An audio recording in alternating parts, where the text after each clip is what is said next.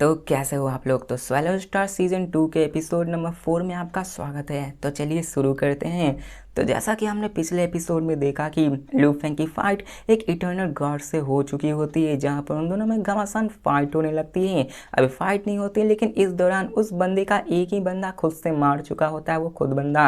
अब कंफ्यूज हो गए, चलो आगे देखते हैं। अब दिखाया जाता है कि उनमें थोड़ी फाइट होने लगती है और ब्लैक रॉब बंदा लू फेंग से कहता है कि तुम्हें पता होना चाहिए कि यहाँ पे एक के पास सेवन और अर्थ की ट्रेजर होती है। यहाँ पे तुम्हें मारने के लिए बहुत मेहनत करनी पड़ेगी और तुम्हें नहीं पता कि आगे क्या होने वाला है, इसलिए संभल जाओ। अब देखा जाए तो ऑर्डिनरी ट्रेजर से वो उसको मार भी नहीं सकता था, वो उन्हें बड़ी आसानी से सह लेता। इसको मारने के लिए बहुत ही पावरफुल ट्रेजर्स की ज़रूरत होती है। और हमें यह भी बताया जाता है कि उसके पास जो blue purple blood crystal flowers होता है वो बहुत ही प्रीशियस होता है। अगर यहाँ पे एक्सपोज हो गया तो वो दोनों बहुत ही बड़ी मुसीबत में बढ़ सकते हैं। और हेडोनमो इसे बियर नहीं कर सकता था, इसी कारण वो यहाँ पे हर क्रिएचर को मार चुका होता है। और जबकि लू फेंग यहाँ उसके रास्ते के बीच में आ चुका था, तो वो नेचुरली अपने प्लान के हिसाब से तो जाएगा ही कि वो इसको भी मार दे। जिसके बाद वो ब्लैक रॉब फिगर बंदा कहता है कि चलो अपना नाम बताओ, तुम वर्दी हो अपने नाम को बताने के लिए। तो लू फेंग भी कहता है तुम मरने वाले हो तो इसका क्या ही फायदा। तो ये सुनकर उसे भी बहुत ज़्यादा गुस्से आने लगता है और वो अपनी पावर को यूज़ करके उस पर अटैक करने लगता है। और हमें यहाँ बताया जाता है कि हेडोनमो वो असल में इटर्नल 8 फुल रियल में आ चुका था। मतलब जैसे कि हम जानते हैं कि हर एक रियल में 9 लेवल्स होते हैं, तो वो 8 लेवल में आ चुका होता है। 9 लेवल के बाद वो ब्रेक थ्रू करके आगे तक पहुंच सकता था। और अभी लू फेंग अभी उस लेवल तक नहीं आया है। और देखा जाए तो लू फेंग के हिसाब से वो बंदा आगे लेवल में है। वो बंदा कहता कि मैं वेटरन हूँ, लेकिन तुम्हें नहीं पता है कि ये आसमान कितना बड़ा है। और वो अपने किलिंग मूव को इंस्टेंटली अनलेस कर देता है, जिसको देखकर लू फेंग भी हैरान हो जाता है, क्योंकि दिखाया जाता है कि वहाँ पे न जाने कहाँ से एक अलग सोर्स ऑफ लॉ ही बनने लगती है और वहाँ पर एक ब्लैक सिल्वर स्पाइक अपीयर हो जाती है न जाने कहाँ से। और दिखाया जाता है उन स्पाइक को जो कि ब्लैक और साल्फ सिल्वर कलर्स में होते, उस पर कई सारे डेंस सीक्रेट पैटर्न्स बने हुए थे जो कि उन्हें बहुत टेरिफाइंग बना रहे होते। और वो लू फेंग के सामने ही आ चुके होते। उनकी स्पीड बहुत ज़्यादा होती, उनकी पावर से स्पेस और टाइम तक में दरारें आने लगती हैं। लू फेंग की बॉडी यहाँ पे ज़्यादा बड़ी नहीं होती, वो ह्यूमन के ही साइज़ में होती है। और देखा जाए तो वो एक परफेक्ट डिवाइन बॉडी होती है। और इसी कारण वो ना ज़्यादा बड़ी थी ना ज़्यादा छोटी थी, वो इतनी थी कि वो उसको आराम से मेंटेन कर सकता था। वैसे ही लू फेंग की डिवाइन बॉडी भी ग्रो करती है। अब दिखाया जाता है कि वो सिल्वर जो जो कोन होता है वो जाके लू फेंग से टकराने लगता है। वहाँ पे लू फेंग की छाती को चीर कर निकल जाता है। ऐसा लगता है जैसे दो बड़े पहाड़ पूरी स्पीड से आके लू फेंग से टकरा गए हैं। और लू फेंग के पास भले ही परफेक्ट डिवाइन बॉडी क्यों ना हो, वो उस पावर के सामने पीछे हटने लगता है। और दिखाया जाता है कि उसी के साथ एक और बड़ा सा शार्प कोन अपीयर होता है जो कि लू फेंग के ही सामने आ चुका था। और फिर से लू फेंग पे बारिश होने लगती है, वो बरसात हो जाती है लू फेंग पे अटैक्स की।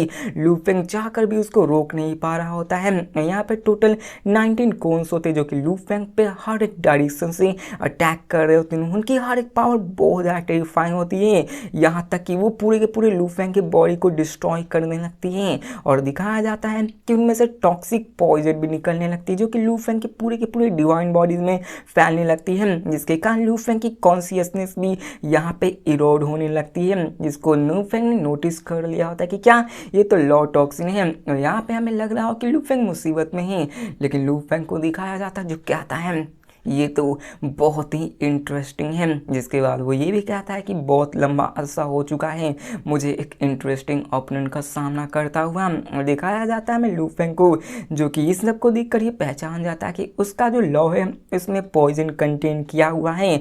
उसकी जो एलियन बीस्ट है उसने इसी को यूज़ करके अपने आप को कल्टिवेट किया है और कुछ स्पेशल टैलेंट को मास्टर किया है और इन सब में रेयर सोर्स ऑफ लॉज को मर्ज कर दिया है। और 19 कोन्स थे वो लू फेंग पे हर एक डायरेक्शन से अटैक किए थे, जिसके कारण लू फेंग को थोड़ा सा इम्ब्रास भी होना पड़ा था। इसके बॉडी पे बहुत सारे वॉन्ड्स आ चुके थे, लेकिन वो सारे जख्म बहुत ही जल्दी हील हो चुके होते हैं। जबकि हमें बताया जाता है कि लू फेंग की डिवाइन पावर एक स्मॉल यूनिवर्स के बराबर है, जिसकी डायमीटर 100 बिलियन लाइट ईयर्स के हैं, जिसके हिसाब से उसकी जो डिवाइन पावर की कंजप्शन होती है वो बहुत ही कम होती है।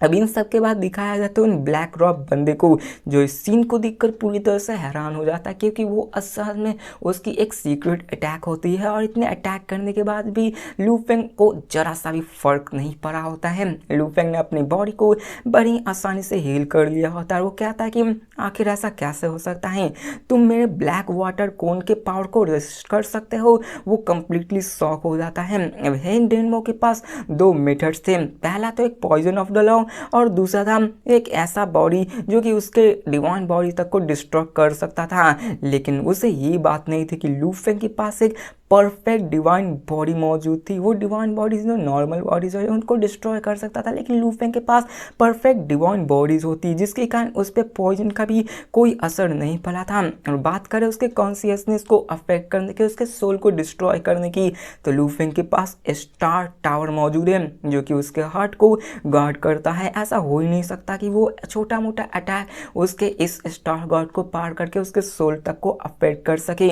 अब लू फेंग कहता है कि क्या बस तुम्हारे पास इतना ही है, और सडनली उसके हाथों में भी एक नाइफ अपीयर हो जाता है और हमें पता चलता है कि ये नाइफ असल में एक गॉड किंग लेवल वेपन होता है जिसका नाम ब्लड शैडो नाइफ होता है, जिसमें कि उसमें भी समझ लो पॉइजन्स मौजूद होते और ब्लड लाइट मौजूद होती है। और लू फेंग जैसे ही उस नाइफ को बाहर निकालता है, हमें पता चलता है कि उस नाइफ में लाइफ एंड डेथ लॉ भरी हुई है। जैसे अलग अलग लॉज होते हैं तो उसमें लाइफ एंड डेथ लॉज होती है मर्ज हुई, और उसमें से बहुत सारी लाइट्स भी निकल रही होती है, जिसके कारण वो सभी जितने शार्प कॉन्स होते हैं वो सभी पीछे हटने लगते हैं। लू फेंग अपने उसी टेक्निक को यूज करता है, 9 shots of breaking the boundary life and destruction knife. अब दिखाया जाता है कि लू फेंग ने यहाँ पे जब री इनकारनेशन चैनल को ब्रेक थ्रू किया होता है तो उस वक्त लू फेंग ने इसी को इनहेरिटेंस किया होता है ताकि वो इसका यूज करके किसी को भी मार सके।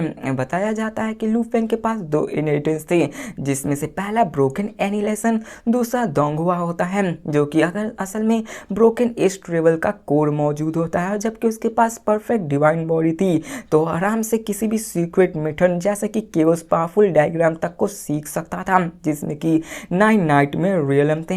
यहाँ पे जो टेक्निक्स है वो सब आपको नए लग रहे होंगे, क्योंकि लू फेंग इटर्नल गॉड बनने के बाद ही इन सब को सीखा है और अभी आपको आगे चल के इन सभी टेक्निक्स की पावर के भी बारे में पता चलेगा। अब बताया जाता है कि यहाँ पे जो दोनों पावर्स थे उनकी टाइमिंग बहुत ही शॉर्ट थी, लेकिन वो बहुत ही डिफिकल्ट है, जिनमें से एक्सटेंशन और डोंगवा और केओस पावर डायग्राम, इनमें बहुत ज़्यादा रिसोर्सेज की ज़रूरत थी लू फेंग को कल्टीवेट करने के लिए। लेकिन अभी लू फेंग के पास उतने रिसोर्सेज नहीं मौजूद थे कि वो इन सब को परफेक्टली तरह से कल्टीवेट कर सके। लू फेंग दिखाया जाता है उसने सिर्फ source of life and death को ही मास्टर किया होता है, जिसके कारण में भी वो इस अटैक को यूज़ कर रहा होता है। दिखाया जाता है कि वो उस पर अटैक कर देता है। अब यहाँ पे हमें उस बंदे को भी दिखाया जाता है जो कि उस अटैक को देखकर अपने आप को, अपने बॉडी को बहुत बड़ा करने लगता है। यहाँ पे लू फेंग उसे देखकर कहता है कि तुमने अपने बॉडी को बड़ा कर लिया, लगता है कि तुमने अपने अभी ट्रू बॉडी को अभी तक रिलीज नहीं किया, जिसको जानकर तो वो और भी गुस्सा हो जाता है। यहाँ पे हमें जैसे पता है कि ये सारे गॉड्स हैं, इन सब की पावर्स लेवल बहुत ज़्यादा, ये अपने बॉडीज को बड़ा और छोटा कर सकते हैं। और यहाँ पे सामने वाला बंदा भी ऐसे ही कर रहा था, लेकिन लू फेंग अपने साइज को वैसा ही छोड़ रहा था। हेन डेनमो को दिखाया जाता है जिसके 3 सर हो चुके थे, और वो अब लू फेंग पे बहुत ज़्यादा गुस्सा होता है और कहता है चलो अब तुम्हें मरने की बारी है। वो आगे बढ़ने लगता है। अब लू फेंग भी अपने नाइफ को लेकर तैयार हो चुका था, उस पर वो अटैक कर देता और दिखाया जाता है बूम, हर तरफ तबाही होने लगती है, सॉर्ड लाइट चारों तरफ निकलने लगती है, उसमें से बहुत सारी God king levels knife Imroz निकलने लगती है। लू फेंग ने अपने मैजेस्टिक डिवाइन पावर को भी यूज़ करना शुरू कर दिया था और वो सॉर्ड की पावर और भी ज़्यादा बढ़ जाती है। अब दिखाया जाता है कि उनमें फाइट होने लगती हैं और भी ज़्यादा धमाके होने लगते हैं, बहुत ही बेजोर फाइट होने लगती है, जहाँ पे लू फेंग थोड़ा अपर हैंड तो मिल रहा था, लेकिन सामने वाला बंदा भी कम नहीं था, वहाँ पे वो भी अपनी टेक्निक को यूज़ कर रहा होता है। अब दिखाया जाता है कि आगे थोड़ा सा और टाइम बीतता है, लेकिन लू फेंग की टेक्निक मानो कमज़ोर सी नज़र आ रही होती है। लू फेंग यहाँ पे हार रहा होता है, लेकिन हम ब्लैक डोमो को भी दिखाया जाता है जो कि इस लू फेंग को देखकर भी हैरान हो गया था कि वो अभी तक उसको मार नहीं पा रहा है। अब ऐसे ही आगे चलने लगती है और ब्लैक डोमो कहता है कि मुझे यहाँ पे विश्वास नहीं होता कि यहाँ पे मैं तुम्हारे हाथों से हार जाऊँगा। और वो हे डोमो अपने बॉर्निंग, अपने अपने डिवाइन पावर को बर्न करने लगता है, अपने पावर को और भी बढ़ाने लगता है और यहाँ पे वो लू फेंग को हर एक डायरेक्शन से हिट करने लगता है। अब लू फेंग भी अपने डिवाइन पावर को बर्न करना शुरू कर देता है, जिसके कारण उसकी भी पावर बहुत ज़्यादा बढ़ जाती है और दिखाया जाता है कि उन दोनों में और भी ज़्यादा फाइट होने लगती है। चारों तरफ तबाही तबाही हो रही होती है, चारों तरफ धमाके ही हो रहे होते हैं। अब दिखाया जाता है मोरोसा को भी, जो कि लू फेंग से हार्ट से ही बोलता है, मास्टर क्या आपको मेरी मदद चाहिए? लेकिन यहाँ पे लू फेंग कहता है कि मैं अभी अच्छा हूँ, बीच में मत आओ। लू फेंग फिर से फाइट करने लगता है। अब लू फेंग थोड़ा सा कमजोर नजर आ रहा था, लू फेंग हार रहा होता है। हेडोमो के पास कंप्लीटली एडवांटेज होता है, लेकिन अभी तक वो लू फेंग के डिवाइन बॉडी को मार नहीं पा रहा था। भले ही वो उस पर हावी पड़ रहा था, लेकिन लू फेंग की परफेक्ट बॉडी को डिस्ट्रॉय कर पाना इतना भी आसान नहीं था। वो उसके डिवाइन बॉडी को डैमेज नहीं दे पा रहा था, जिसके देखकर तो वो भी हैरान हो गया था कि आखिरकार इसकी बॉडी क्या चीज़ से बनी है, आखिर इसने किस सीक्रेट टेक्निक को अपनाया है कि ये मर ही नहीं रहा है। वो कहता चलो अब बहुत हुआ, मेरे किलर मूव्स को देखो।